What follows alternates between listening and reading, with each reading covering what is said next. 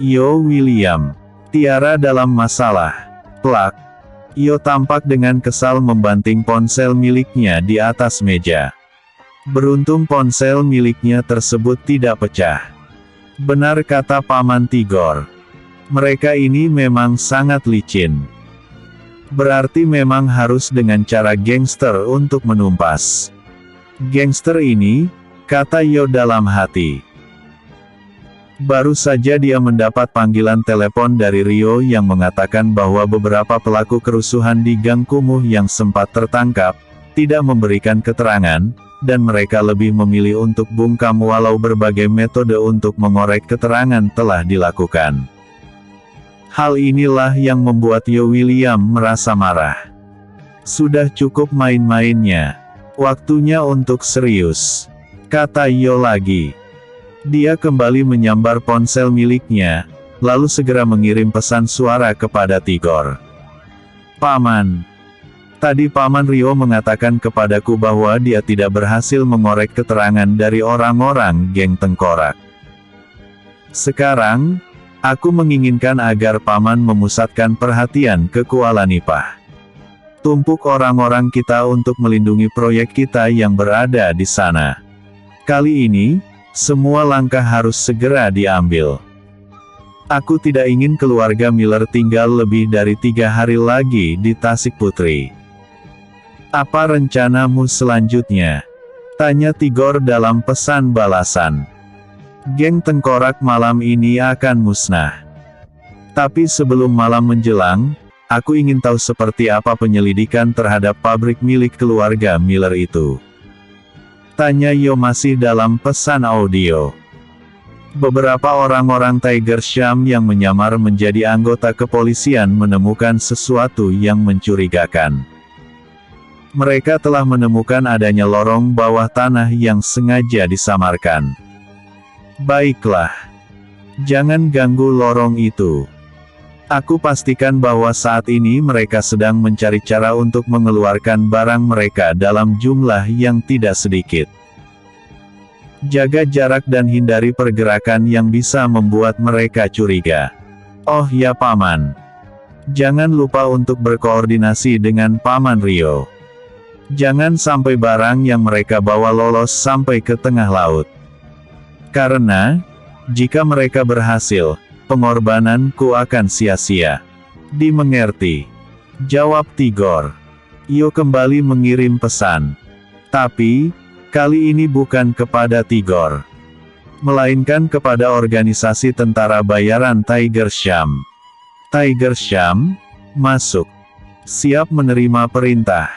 Kalian bersiap sedia. Tunggu perintah dariku. Kuasai area Bukit Batu dan yang paling utama adalah area kondominium William. Siap Ketua. Kondominium William adalah proyek yang didirikan oleh William Group sekitar 60 tahunan yang lalu di Bukit Batu. Jauh sebelum adanya Future of Company. Bahkan, William Group ketika itu masih dipimpin oleh William King.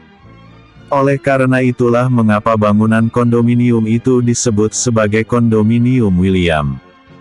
Kini Yo sudah bersiap untuk keluar dari apartemen miliknya.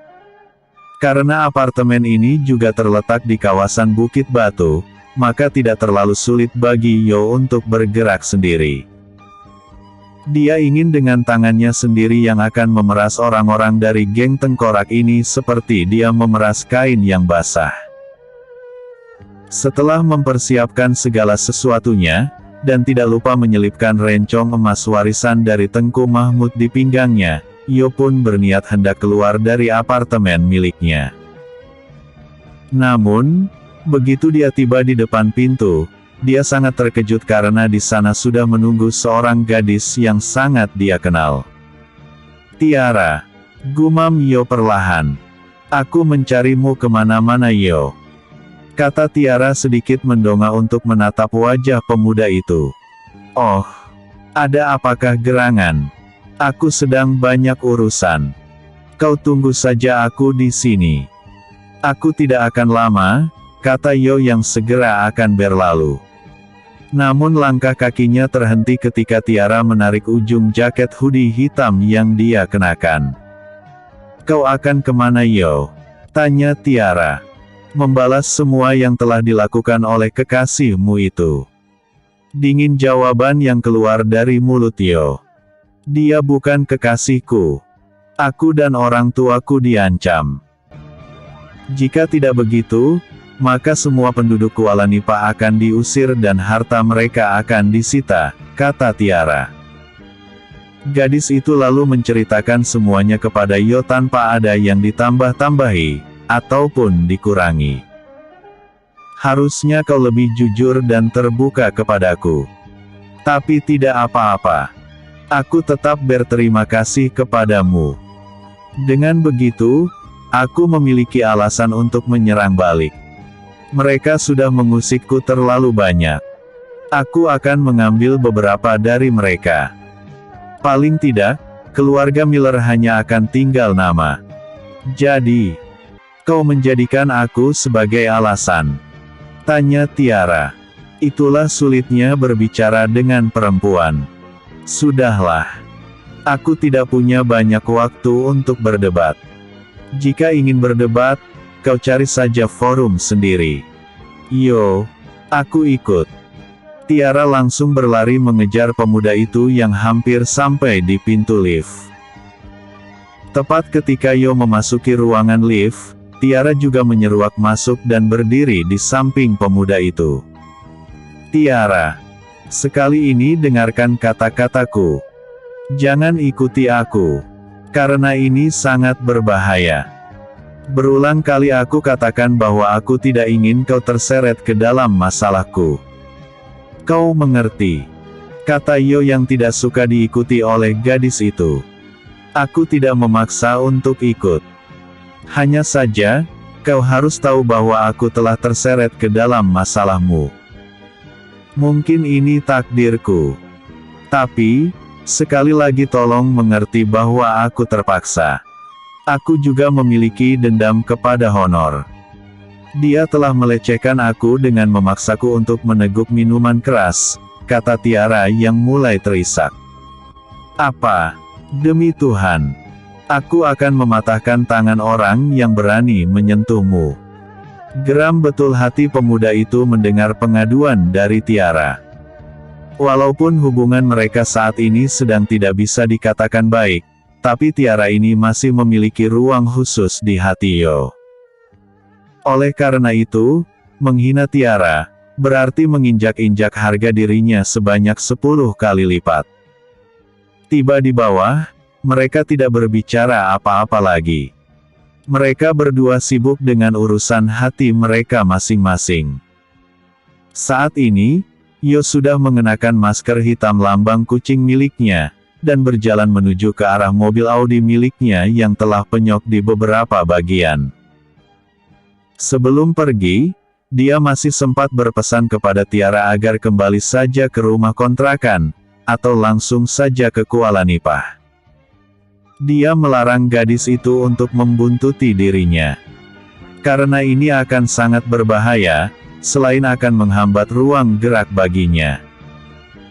Setelah melambaikan tangannya, Yo pun segera meninggalkan gadis itu dan langsung mengarah ke bagian lain dari bukit batu ini.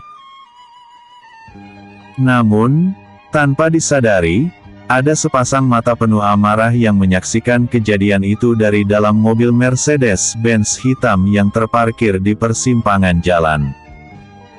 Begitu Tiara hendak menuju ke mobilnya, satu suara telah menegurnya dengan keras. Tiara kaget bukan main. Karena dia mengenal nada dan suara itu. Dan pemilik dari suara itu tidak lain adalah Honor Miller. "Begini caramu, Tiara?" Tiara terkejut bukan main ketika seorang pemuda keluar dari mobil dengan wajah merah padam. Plak! Au! Pekik Tiara mendapat tamparan dari pemuda berwajah sombong yang baru saja keluar dari mobil setelah habis membentak dirinya tadi. "Aku salah menilai wanita murah sepertimu. Aku sengaja mengikutimu dari Universitas Kota Batu. Ternyata kau menemui seorang lelaki. Katakan siapa orang itu, Tiara. Bentak Honor dengan menggelegar. Jawab Tiara. Atau kau akan aku siksa. Tidak ada jawaban dari Tiara. Melainkan, hanya tangisannya saja yang pecah. Sekarang ikut aku. Dasar wanita sialan. Aku telah habis banyak, tapi kau malah bermain di belakangku. Bruk, au.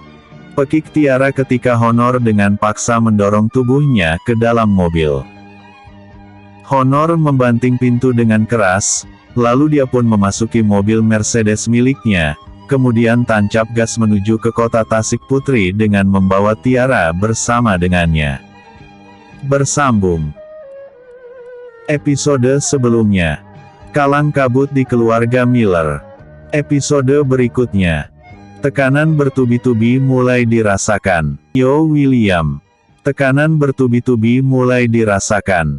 Manor Tasik Putri. Kedatangan Honor Miller sambil menyeret Tiara mengagetkan Tiger Lee, Zaki, serta Paman Cheng.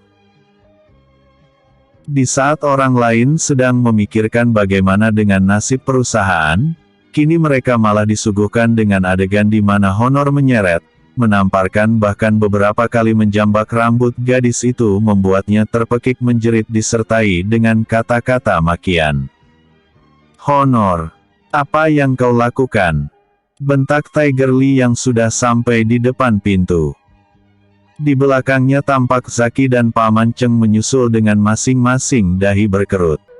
Perempuan murahan ini sudah membuat aku kecewa. Berani sungguh dia bertemu dengan laki-laki lain. Maki Honor sambil menyeret Tiara yang sudah sangat menderita akibat terus dipukuli oleh pemuda itu. Heh Honor. Tiger Lee menarik kerah baju pemuda itu dari belakang. Setelah langkah Honor tertahan, dia kembali berkata, "Lepaskan gadis ini. Gadis ini hanya akan membuang-buang waktumu saja. Saat ini ada yang lebih penting dari gadis ini. Apa kau tahu bahwa saat ini perusahaan sedang mengalami krisis? Krisis. Siapa yang mampu membuat perusahaan sebesar Arold Holding Company mengalami krisis? Sialan kau itu Honor. Taumu hanya tentang nama besar. Semenjak perusahaan jatuh ke tanganmu, perusahaan terus tergerus dan menyusut. Berhentilah berpikir bahwa Arold Holding Company adalah perusahaan terbesar. Apa yang bisa kau perbuat terdapat pertumbuhan perusahaan? Taumu hanya foya-foya dan bermain-main saja, marah Tiger Lee. Paman belum menjelaskan kepadaku kan? Siapa yang bisa membuat perusahaan sebesar Arold Holding Company mengalami krisis? Tanya Honor Miller sekali lagi. Lepaskan gadis itu. Kita akan bicarakan masalah ini. Oh tidak. Aku tidak akan melepaskan betina ini. Aku terlalu banyak habis untuk wanita sialan ini. Jika aku tidak bisa memiliki gadis ini, maka orang lain pun tidak. Bantah Honor Miller yang membuat Tiger Lee menjadi semakin berang. Mau kau apakan aku Honor? Tanya Tiara kelap. Plak. Diam dan tutup mulut busukmu itu. Atau kau akan aku buat cacat. Aku ingin tahu siapa lelaki yang kau temui di apartemen itu. Tanya Honor Miller setelah menamparkan sekali lagi pipi Tiara. Kau lelaki bajingan. Beranimu hanya dengan wanita. Jika aku beritahu, kau pasti akan terkencing di celana, ejek Tiara. Buk, au. Sekali lagi Tiara ditampar oleh Honor. Kali ini, darah segar mengalir di sudut bibir gadis itu. Honor. Jika kau masih ingin bermain-main, aku pastikan akan meninggalkan kau sendirian.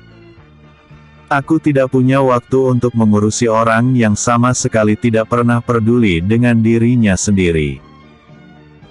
Orang celaka seperti dirimu ini memang tidak pantas berada di kursi pemimpin di perusahaan, marah Tiger Lee yang langsung keluar meninggalkan ruangan tempat Honor Miller yang masih mencengkram rambut Tiara. Honor hanya tersenyum mengejek ketika Tiger Lee meninggalkan ruangan itu. Namun, senyumnya memudar ketika dari arah luar terlihat kilatan cahaya lampu mobil yang menerobos masuk melalui pintu yang tidak dikunci.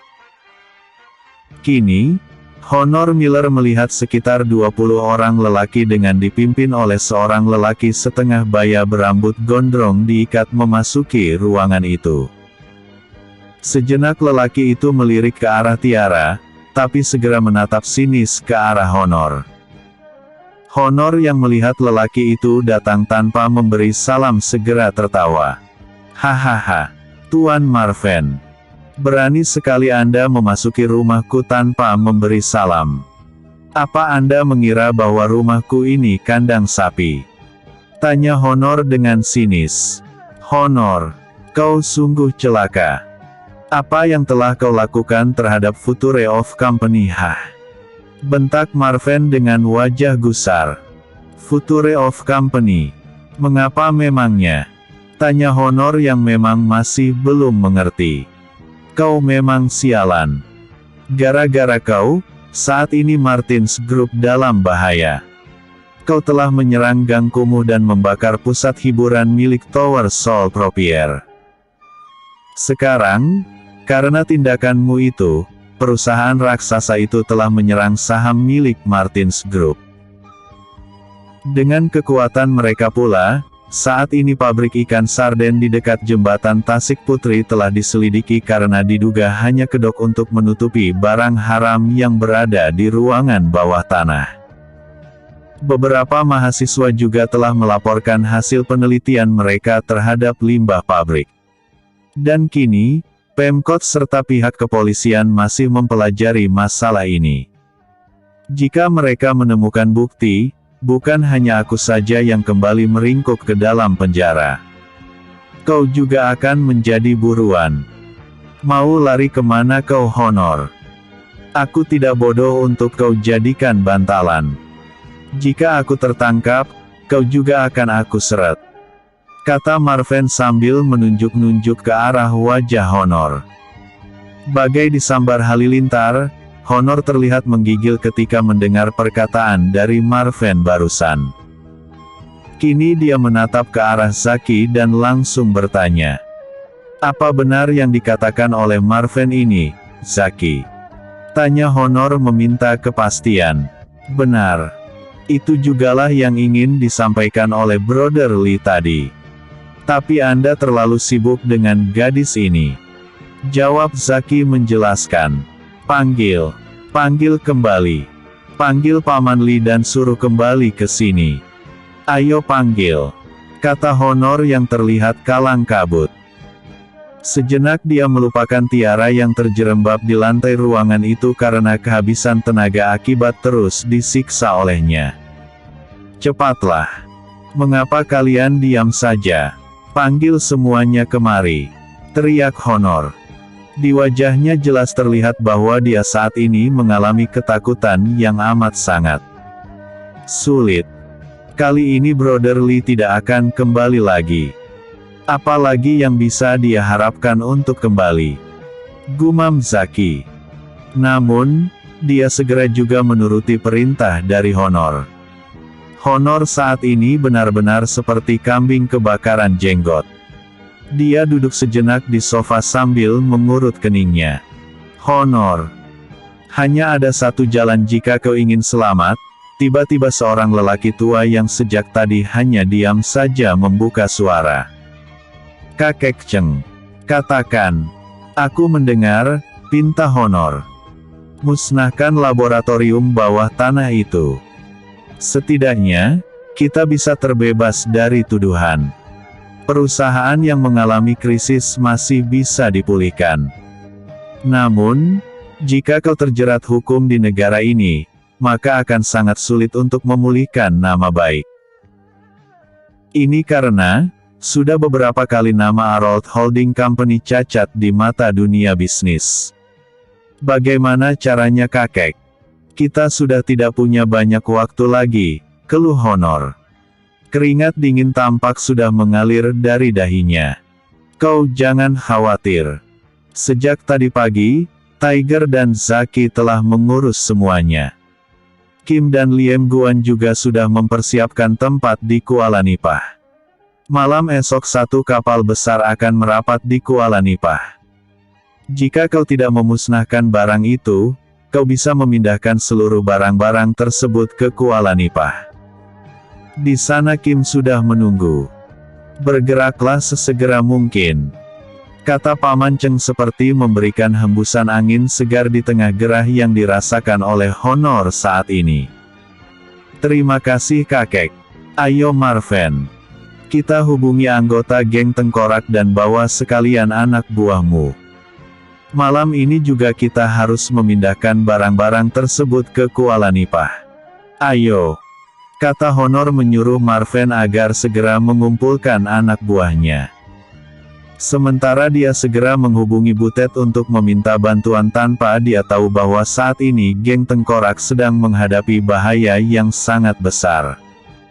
Bersambung. Episode sebelumnya. Tiara dalam masalah. Episode berikutnya. Akhir dari kisah geng Tengkorak. Yo William. Akhir dari kisah geng Tengkorak. Bukit Batu. Malam itu, lebih dari 100-an orang lelaki berperawakan tegap yang mengenakan seragam hitam-hitam. Sekelompok orang-orang yang tidak kelihatan wajahnya itu tampak mengendap-endap di antara rerimbunan pohon-pohon cemara di taman luas yang terdapat di bagian depan sebuah bangunan villa mewah yang sudah terlihat tua. Begitu mereka sudah menempati posisi mereka masing-masing, dari arah kejauhan terlihat mobil Audi Q3 melintas dan berhenti di ujung jalan. Dari dalam kini keluar seorang yang mengenakan pakaian jaket hoodie serba hitam. Namun, entah bila tepatnya, tiba-tiba sosok itu sudah menghilang seperti disapu angin. Tes, prak. Tampak beberapa butir bola-bola besi menghantam beberapa lampu yang terdapat di jalan sehingga membuat sebagian di depan villa itu menjadi gelap. Baru saja lampu-lampu di jalan itu padam, terlihatlah puluhan bayangan merengsek menuju tembok tinggi villa itu. Bagaikan cicak, sosok-sosok hitam itu merayap memanjat tembok tersebut dan langsung bergulingan menjatuhkan diri ke bagian dalam yang ditembok. Hook, apa itu? Belum sempat pengawal itu menyadari apa yang terjadi, tiba-tiba, arf. Terlihat lebih dari 10 orang lelaki yang berjaga-jaga di bangunan villa tadi berjatuhan ke tanah dengan masing-masing kepala mereka berdarah. Kejadian itu begitu cepat hingga tidak ada yang menyadari bahwa halaman di villa mewah itu kini sudah dipenuhi oleh orang-orang berbadan tegap yang mengenakan pakaian serba hitam. Bagian depan, clear. Kata salah satu dari lelaki berpakaian hitam itu berbicara menggunakan alat komunikasi mini. Selesai memberikan aba-aba, sekitar 20 orang kini merengsek ke bagian belakang. Dan sekali lagi di sana terdengar suara bak big book dengan diiringi suara erangan tertahan. Bagian belakang, clear. Di kopi. Kini, kembali lelaki tadi memberikan aba-aba kepada beberapa kawannya yang langsung merengsek ke bagian pintu utama villa tadi. Hancurkan pintu itu, kata seorang pemuda. Diketahui adalah pemuda, karena sosok yang memberikan perintah itu bersuara sangat jernih dan bening. Layaknya suara seorang pemuda yang masih berusia sekitar 22 tahun tanpa serak dan berat. Kini, lelaki yang menerima perintah tadi langsung menempelkan alat peledak yang akan dia jadikan sebagai bahan untuk meledakkan pintu villa yang tebal dan kuat itu. Di bagian dalam villa mewah itu, kini terlihat beberapa orang lelaki sedang berkumpul sambil tertawa-tawa. Di hadapan mereka terletak sekoper uang dalam jumlah yang cukup banyak. Seorang wanita parubaya tampak memukul-mukulkan seikat uang di atas meja dengan senyum penuh makna. Kakak tertua. Jika begini terus, kita bisa kaya dan geng tengkorak bisa berjaya lagi seperti zaman Abang Birong memimpin, kata salah seorang lelaki tua di ruangan itu. Benar Kak. Berdoalah semoga keluarga Miller dan orang-orangnya Tigor sering bersengketa. Karena, jika mereka berkonflik, kita juga yang untung. Iya kan teman-teman? Hahaha. Betul tuh. Sudah tidak zaman lagi dua singa berkelahi, domba yang jadi korban. Kini, dua domba bertarung, kita adalah singa yang mendapatkan keuntungan. Baiklah. Kita bagi keuntungan ini. Tapi, bagaimana dengan anggota kita yang tertangkap? Tanya wanita itu sambil membuka resleting di tas berisi uang tadi semakin lebar. Kakak tenang saja. Mereka tidak akan bernyanyi. Sekali mereka bernyanyi sepiring berdua, anak bini mereka bisa krek. Jawab yang lainnya pula sambil mengacungkan jari telunjuknya di leher. Polisi bisa apa Kak? Buktinya ketakutan kita selama ini tidak menjadi kenyataan. Polisi hanya bisa menangkap di tempat kejadian. Jika mereka berani main tuduh sembarangan tanpa bukti, kita lawan balik. Apalagi kita sekarang punya uang. Hahaha. Ayo Kak. Kita akan pesta malam ini. Ini lebih baik daripada kakak mengikuti Marvin tolol itu. Bisa apa dia? Sekarang dia hanya akan menjadi boneka bagi keluarga Miller. Sedangkan kita, ada uang, ada barang.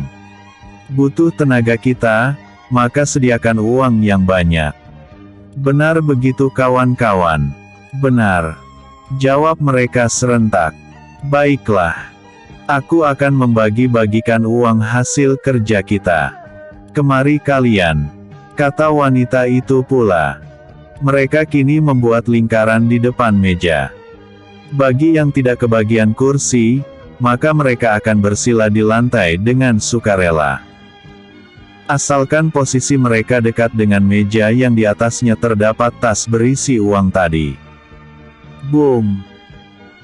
Baru saja wanita parubaya tadi akan membagi-bagikan uang hasil dari upah yang mereka terima dari keluarga Miller, tiba-tiba mereka dikejutkan dengan suara ledakan disusul dengan pintu bagian depan villa itu hancur berantakan.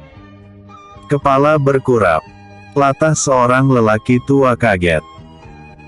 Dari sisa ledakan dan asap yang mengepul tadi, kini terlihat sesosok lelaki mengenakan jaket hoodie dan masker hitam berlambang kucing berjalan masuk sambil pura-pura terbatuk. Uhuk, uhuk, uhuk, ah, sial sekali. Sulitnya bertamu di villa rongsokan ini. Harus meledakkan pintu terlebih dahulu baru boleh masuk, kata sosok hitam itu. Di belakangnya kini terlihat tidak kurang dari 10 orang lelaki tegap yang juga berpakaian loreng hitam berdiri tegak seperti tunggul kayu gosong. Siapa kau? Tanya wanita parubaya terlonjak berdiri. Kejutnya yang tadi belum hilang, kini terpaksa harus berganti dengan keheranan. Aku. Kau bertanya siapa aku? Aku adalah anak jin Iprit yang telah kau usik, jawab sosok hitam tadi. Apa maksudmu hah? Tanya salah satu dari orang-orang geng tengkorak. Sialan. Dia bertanya maksud atau maksud. Hahaha. Bicaralah yang benar sobat. Apa maksudmu? Kau datang dengan cara tidak beradab. Masuk ke rumah orang dengan cara meledakkan pintu. Kemana pengawal semuanya? Bentak wanita parubaya tadi marah. Apa itu biadab, dan apa itu beradab? Anda tidak layak untuk itu. Bicara adab dengan kalian ini sama dengan mengajarkan warna pelangi kepada orang buta, jawab sosok hitam tadi. Dia membetulkan letak maskernya, lalu melanjutkan. Kalian ini ya. Anjing-anjing tengkorak yang tinggal tulang belulang telah mengusikku. Membakar pusat hiburan dan restoran milikku di Gang Kumuh. Masih punya wajah untuk bicara adab. Mendengar perkataan dari sosok hitam tadi, sontak mereka semua saling pandang dengan bibir bergumam. Jadi, ya, aku adalah Yo William, pemilik perusahaan Tower Soul Propier. Selama ini, belum pernah ada yang bisa lolos ketika aku sudah menargetkan orang itu. Kalian akan membayarnya berikut dengan bunganya. Arf. Mata tajam sosok hitam itu dengan cepat menangkap pergerakan dari salah seorang dari anggota geng tengkorak yang mencoba untuk membokongnya dengan pistol. Namun, orang itu kalah cepat. Karena sosok hitam tadi sudah lebih duluan menjentikkan jari tangannya. Dari jari tangan itu, melesat beberapa butir bola besi secara beruntun menghantam bagian tangan lelaki tadi, dan yang terakhir menjebol batok kepalanya. "Jangan coba-coba membokongku," kata sosok hitam itu dingin. Korban pertama dari orang yang berada di ruangan itu telah jatuh. Terlihat jelas linangan darah tergenang di lantai marmer putih di ruangan tengah villa itu. Polisi tidak bisa menangkap kalian karena tidak cukup bukti. Tapi, aku dan orang-orangku tidak perlu bukti. Ucapkan selamat tinggal kepada dunia. Jika aku biarkan kalian semua hidup, kalian akan menyusahkan di kemudian hari. Bereskan orang-orang ini. Tidak ada seorang pun yang boleh hidup. Setelah itu, bakar villa ini dan biarkan mereka terkubur di sini. Kata sosok hitam itu memberikan perintah. Belum lagi sosok hitam itu keluar dari ruangan besar villa itu, kini entah dari mana datangnya, tiba-tiba bermunculan lelaki berseragam loreng hitam, kemudian mengamuk membantai semua orang yang ada di ruangan itu tanpa pandang bulu. Jerit pekik menyayat hati terdengar dari mereka yang terbunuh. Mayat-mayat bergelimpangan tumpang tindih. Dari arah luar, kini masuk beberapa orang lagi sambil menggotong mayat-mayat anggota geng tengkorak yang telah terlebih dahulu mati. Mereka menumpuk mayat-mayat itu di ruangan tengah villa tadi, lalu menuangkan minyak. Setelah semuanya kerja-kerja selesai, salah satu dari lelaki berseragam loreng hitam tadi melemparkan puntung rokok cerutu miliknya. Api pun berkobar menjilati segala apa yang ada di ruangan itu. Bau daging panggang terasa menusuk hidung. Api terus menyala, namun orang-orang berpakaian loreng hitam tadi sudah tidak kelihatan wujud. Mereka seperti menguap di hembus angin. Dengan begitu, musnahlah sudah kumpulan yang mengatasnamakan diri mereka dengan nama geng tengkorak. Bersambung. Episode sebelumnya. Tekanan bertubi-tubi mulai dirasakan. Episode berikutnya. Tiara kelepasan bicara. Yo William. Tiara kelepasan bicara. Nomor yang Anda tuju sedang tidak aktif atau berada di luar jangkauan. Silahkan coba beberapa saat lagi. Kembali Honor menjauhkan ponsel dari telinganya. Dahinya kini mulai berkerut dengan nafas mulai tak beraturan. Bagaimana Tuan? Bagaimana apanya? Tidak ada satupun nomor yang aktif, jawab Honor dengan ekspresi kesal. Kita tidak punya banyak waktu lagi. Jika kita bergerak sekarang, kemungkinan barang-barang akan selesai dimuat subuh. Kata Zaki pula seperti orang yang tidak sabaran. Orang-orang dari geng tengkorak ini benar-benar tidak bisa diandalkan. Baru mendapat uang segitu saja sudah lupa daratan. Kelak aku tidak akan menggunakan jasa mereka lagi, kata Honor yang tidak tahu apa sebenarnya yang telah menimpa terhadap geng tengkorak sewaannya itu. Padahal, saat ini seluruh anggota geng tengkorak sudah hangus terpanggang bersama dengan villa milik Birong yang terbakar. Honor. Kau gunakan saja orang-orang yang ada. Jangan terlalu mengharapkan orang-orang dari geng tengkorak. Mereka adalah orang-orang liar yang tidak suka terikat, usul Paman Cengpula. Benar Tuan. Jika terlambat, saya khawatir pihak kepolisian akan datang sekali lagi. Kali ini kemungkinan besar kita tidak akan dapat untuk kembali ke Hong Kong. Bagaimana dengan Marven? Apakah dia sudah mengumpulkan seluruh anak buahnya? Tanya Honor kemudian. Zaki tidak menjawab. Dia hanya mengeluarkan ponselnya, lalu mengirim pesan singkat kepada Marven yang langsung dibalas oleh Marven bahwa dia sudah ready. Baik. Segera berangkat. Perintah Honor. Dia langsung memasuki ruangan kerjanya dan kemudian keluar kembali dengan membawa tas koper berukuran sedang. Kau ikut, katanya sambil menjambak rambut Tiara. Sekali lagi gadis itu menjerit kesakitan. Honor sialan. Kau akan mati oleh Yo. Aku pastikan bahwa kau tidak akan dilepaskan oleh Yo. Sir. Berdesir darah Honor mendengar kalimat yang diucapkan oleh Tiara. Dia dengan spontan melepaskan jambakan tangannya di rambut Tiara. Yo, siapa Yo yang kau maksud? Apakah itu Yo William? Tanya Honor dengan tatapan mata yang sangat tajam. Tiara segera mengatupkan mulutnya.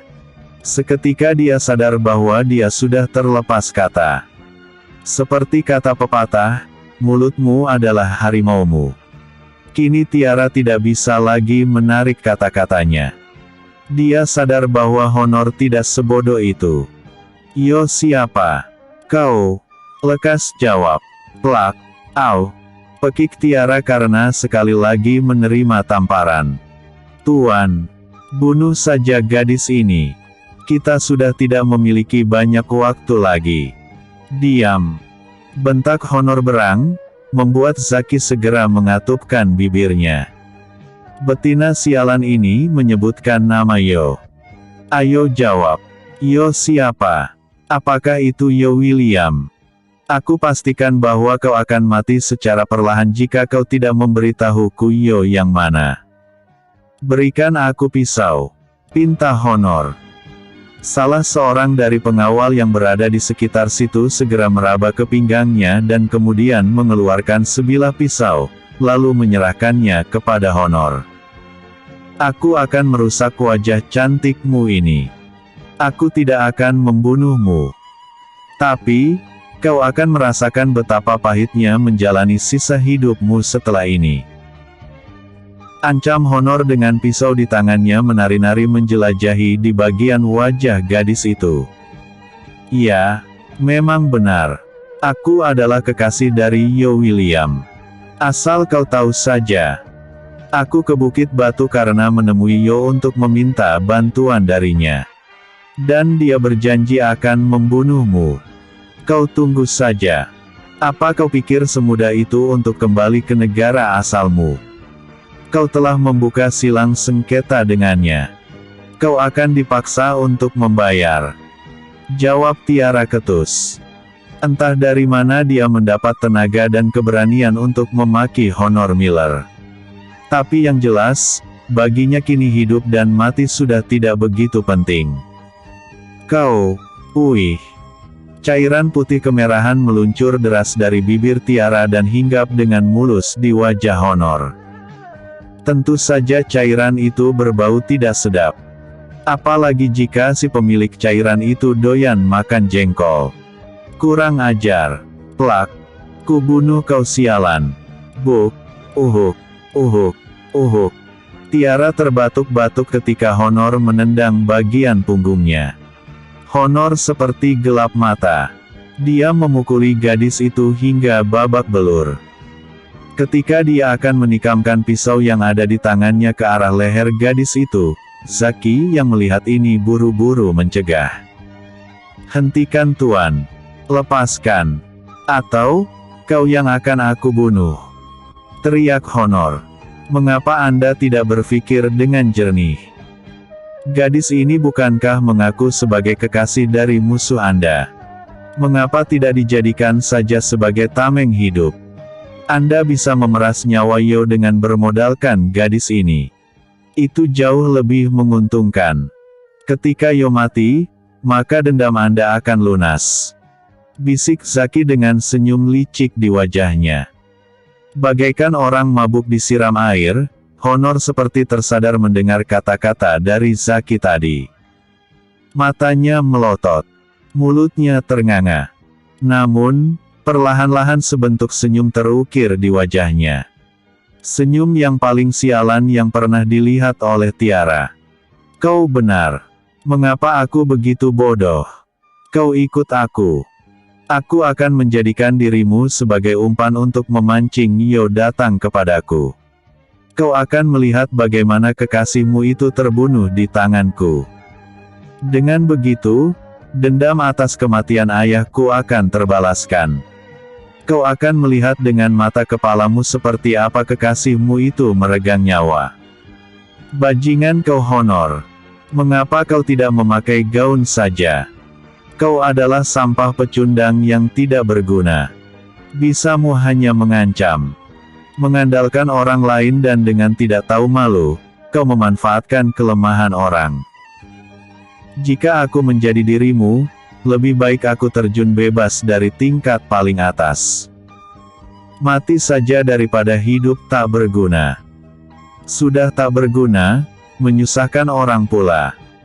Maki Tiara seperti senapan otomatis. Diam kau asteris. Sumbat mulut betina tak tahu diuntung ini. Lama-kelamaan bisa mati dia olehku. Hahaha. Honor Miller. Orang tuamu pasti menyesal memiliki seorang anak yang tidak kompeten sepertimu. Mati saja kau Honor. Susul saja ayahmu. Pecundang sejati yang tidak tahu malu. Malulah sama yang memiliki nyali. Hahaha. Cepat sumbat mulut betina sialan ini. Jerit Honor yang sudah mulai berang. Zaki segera memerintahkan kepada anak buahnya untuk mengikat serta menyumbat mulut Tiara. Lepaskan. Aku masih ingin bicara. Lepaskan. Senyap. Sudah tidak ada suara lagi dari Tiara, karena mulutnya sudah disumbat dengan kain oleh orang-orang bawahan Zaki. Lemparkan ke dalam mobil. Kita harus segera berangkat. Kata Zaki yang langsung dituruti oleh anak buahnya. Setelah Tiara dilempar ke dalam mobil, mereka pun langsung bergerak ke arah mobil masing-masing dengan Zaki, Paman Cheng dan Honor Miller berangkat dengan satu mobil. Tak lama kemudian, rombongan dengan puluhan mobil itu pun berangkat menuju ke kawasan pabrik yang terletak di dekat jembatan Tasik Putri untuk memindahkan barang-barang haram milik Honor Miller agar tidak ketahuan oleh pihak kepolisian. Bersambung. Episode sebelumnya. Akhir dari kisah geng tengkorak. Episode berikutnya. Multi-calling party. Yo William. Multi-calling party. Pukul 3 dini hari. Mobil Audi Q3 melaju dengan kecepatan tinggi meninggalkan area villa milik mendiang Birong yang saat ini sedang dilalap oleh si jago merah. Di dalam mobil, terlihat sosok serba hitam yang tidak dapat dikenali wajahnya itu mengemudikan kendaraan roda 4 tersebut dengan tenang. Mobil yang bergerak dari Bukit Batu itu seolah-olah terlihat akan menuju ke Gang Kumuh. Namun, setelah sedikit melewati jalan simpang 4 di mana salah satu simpang tersebut menuju ke Universitas Kota Batu, mobil itu malah banting setir ke kanan dan memilih jalan berputar dengan tujuan kembali ke Bukit Batu. Namun kali ini jalan yang diambil melalui jalan bagian belakang universitas tersebut. Jika diperhatikan, maka jelas-jelas bahwa mobil ini seperti hendak mengecoh perhatian. Sepertinya si pengendara sudah sangat hafal dengan jalan tersebut. Sehingga, tidak sulit baginya melintasi jalan yang tidak terlalu ramai pengendara tersebut. Terlebih lagi saat ini sudah dini hari. Orang-orang yang memang tidak memiliki kepentingan akan berpikir 3 kali untuk keluar. Lebih baik mereka mengakrabkan diri dengan selimut dan bantal daripada harus berkendara di subuh gelap nan dingin itu. Tidak sampai 15 menit, akhirnya mobil itu tiba lagi di bagian sisi utara Bukit Batu. Tepatnya di salah satu bangunan apartemen. Namun, mendadak si pengemudi mobil Audi Q3 itu berhenti di depan mobil Honda Jazz berwarna merah yang terparkir di sana. Mobil ini, bukankah ini adalah mobil milik Tiara? Gumam seseorang yang berpakaian serba hitam tersebut.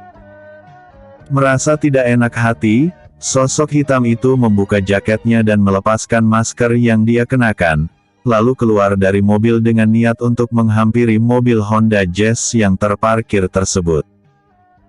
Merasa penasaran, pemuda itu mencoba membuka pintu di bagian sopir. Aneh, pintu tidak dikunci, katanya dalam hati. Sialan, apa sesuatu telah terjadi kepada Tiara? Katanya lagi. Sosok berpakaian serba hitam itu tadi tidak lagi memperdulikan mobilnya yang terparkir di pinggir jalan. Dia terus berlari menuju ke apartemen miliknya. Dia bahkan tidak sempat membuka pagar. Baginya, membuka pagar hanya akan membuang waktu. Hanya sedikit menggenjot tubuhnya menggunakan ujung sepatu, tangan kanannya berhasil menjangkau ujung besi seperti mata tombak di bagian atas pagar itu. Lalu, sekali ayun, tubuhnya melayang melompati pagar dan langsung berlari menuju ke arah pintu. Seperti kesetanan, pemuda itu terus berlari menuju ke sebuah ruangan dan langsung berhenti di depan sebuah layar. Dia segera duduk dan kini mulai memutar ulang rekaman CCTV. Kini, di layar dia melihat dirinya dan Tiara berpisah. Di sana dia juga melihat Tiara sedang berjalan menuju ke arah mobilnya sebelum menoleh ke arah seseorang yang tiba-tiba langsung memberikan tamparan ke arah wajah gadis itu. Pemuda itu menghentikan video, lalu menekan zoom untuk melihat wajah lelaki yang telah berani menamparkan wajah gadisnya. Celaka. Bukankah pria ini adalah Honor Miller? Berarti Tiara dalam bahaya. Pemuda itu segera merogoh ponselnya. Dia ingin menghubungi seseorang untuk segera diberi tugas agar bisa segera melacak kemana Tiara dibawa. Sial. Maki pemuda itu ketika mendapati bahwa ponselnya ternyata tidak bisa menyala.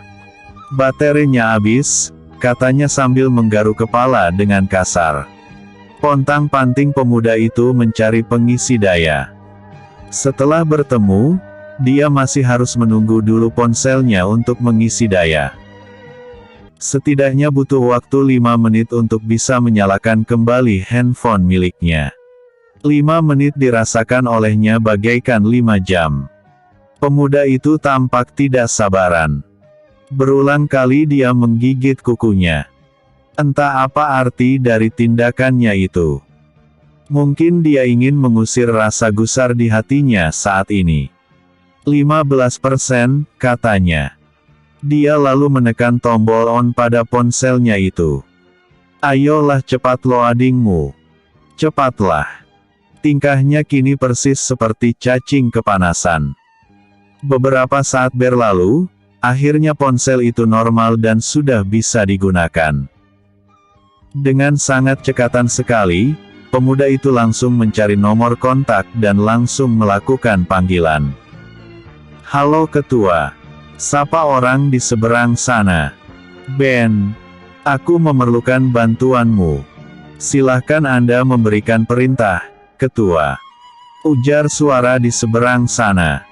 Ben. Kau ajak Alex. Teman wanitaku sedang dalam masalah. Dia telah diculik oleh kepala keluarga Miller. Aku telah mengirim nomor plat mobil ke ponselmu. Lacak keberadaan mobil ini. Berangkat sekarang ke bangunan Manor di Tasik Putri. Jika kau menemukan mobil ini berada di sana, berarti teman wanitaku telah disekap di Manor itu. Laksanakan segera. Siap melaksanakan perintah, jawab lelaki di seberang sana. Tak lama setelah itu, pemuda tadi segera membiarkan agar handphone miliknya mengisi daya. Sementara dirinya sendiri kini mulai menyibukkan diri untuk mempersiapkan segala kemungkinan. Genderang perang telah dipalu. Aku tidak bisa tinggal diam lagi. Sudah terlalu banyak alasan untuk melakukan serangan besar-besaran. Kini, pemuda itu meloloskan kalung berlambang naga dan harimau dari lehernya. Setelah kalung tersebut tergenggam di tangannya, dia segera menarik kedua sisi pada lencana berlambang naga pada kalung tersebut sehingga lencana itu kini terbelah menjadi dua bagian dengan sisi sama rata. Pemuda itu kini menekankan salah satu dari lencana tadi di atas tinta stempel, lalu menekannya pada kertas kosong. Setelah lencana itu diangkat, kini pada kertas tadi terteralah sederetan nomor telepon dengan kode area, Metro City. Sudah saatnya peperangan besar. Kali ini seluruh dunia harus tahu siapa Yo William, dan kekuatan sebesar apa yang berada di belakang seorang pemuda bernama Yo William. Kata pemuda itu dengan geram sambil menekan angka pada ponselnya sesuai dengan nomor yang tertera di kertas tadi. Tut, tut, tut. Selamat siang, Ketua. Anda telah melakukan panggilan darurat. Silahkan menunggu sebentar. Saya akan menghubungkan panggilan Anda dengan seluruh ketua bagian distrik lainnya. Terdengar suara seorang wanita di ujung sana. Siang. Bukankah ini subuh? Pikirnya dalam hati. Tapi dia keburu sadar bahwa dia saat ini sedang berada di Indonesia, bukan di Star Hill atau Metro City. Lama juga pemuda itu menunggu, sampai akhirnya. Tut. Tut, tut, multi-calling party. Silahkan tekan 1 untuk memulai, dan silahkan tekan 0 untuk mengakhiri panggilan. Pemuda itu segera menekan angka 1. Panggilan pun segera terhubung, dan kini terdengar suara batuk-batuk di ujung sana. Uhuk, uhuk, uhuk. Cucu kurang ajar. Keisengan apa lagi yang kau perbuat, hah? Selamat siang Ketua. Selamat siang Ketua. Selamat siang Ketua. Selamat siang. Jawab pemuda itu. Silahkan Anda memberi perintah. Dengarkan kepada kalian semua ketua setiap distrik. Saat ini genderang perang telah dipalu oleh keluarga Miller. Persiapkan diri kalian. Kakek Jeff. Anda telah berulang kali bolak-balik antara country home ke Kuala Nipah. Gunakan speedboat tercepat dan pimpin orang-orang kita di Kuala Nipah. Kakek Regan. Kerahkan seluruh orang-orang Dragon Empire bagian Metro City. Tugas kalian adalah berangkat memasuki Hong Kong. Tugas kalian adalah menebas habis setiap pelarian dari Indonesia menuju ke pelabuhan-pelabuhan di Hong Kong. Kakek Syam dan Kakek Draco. Bantu cucumu ini dengan doa. Paman Arslan, Paman Rico, Paman Harry, Senior Black dan Senior Leo. Berangkat sekarang juga dari Bandara Internasional Star Hill menuju ke Bandara Internasional Kuala Namu. Aku membutuhkan tenaga kalian di sini. Paman Tigor. Persiapkan diri kalian. Perang ini adalah perang terakhir. Aku telah membakar villa mewah milik Birong di Bukit Batu. Tidak ada seorang pun yang selamat. Kalian segera menuju ke Kuala Nipah melalui Tanjung Karang. Siap laksanakan. Jawab mereka serentak. Aku tidak punya banyak waktu untuk menjawab pertanyaan. Jangan mencari aku di Bukit Batu. Karena, aku sudah tidak berada lagi di sini. Tut tut tut. Panggilan itu pun diakhiri begitu saja. Bersambung. Episode sebelumnya. Tiara kelepasan bicara. Episode berikutnya. Subuh kala di Kuala Nipah.